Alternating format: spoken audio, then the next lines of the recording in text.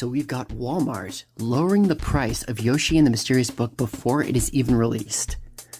Now I see this as Walmart sending out a signal which it has calculated for maximum effect and minimum disturbance.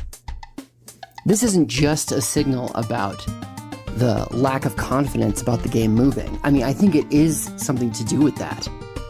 But the other thing here is that Walmart's not going to let Nintendo edge out the physical retailers. So what they're doing is they're sending it, this is like a shot across the bow, and it's really interesting that it's Walmart. It's one of the big boys, one of the big physical retailers, willing to eat into their willing to eat into their profit in order to send a well-calculated signal. You know, we're not going to let you guys continue to undercut us with these grossly inflated charges, these grossly inflated prices, and continue to push people more toward the digital outlets. Your own walled garden, the vertical integration, the pulling people into the Nintendo shop, and just by simply making a higher MSRP. Now, it's so weird for me because I'm somebody who's grown up. I see MSRP, to me, it's the price. That's what the price is. You know, I don't live in a place where there's a lot of haggling going on. I mean, maybe you can go to some market or something and find some of that, but even at those places, it's pretty much what the price is. It's what the price is. And you start haggling and people look at you like, what? No, it's $10, you know, that's how much it is.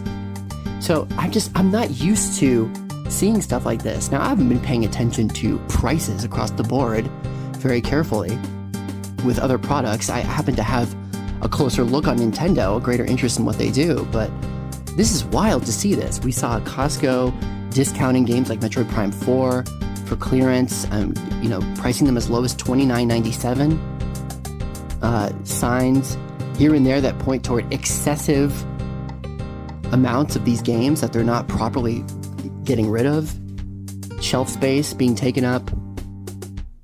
So, but I think that this move by Walmart is specifically to destabilize Nintendo's planned pricing structure, which works definitely in the favor of the consumer. You know, we happen to be on the side of Walmart in this one, and we happen to have somebody big on our side.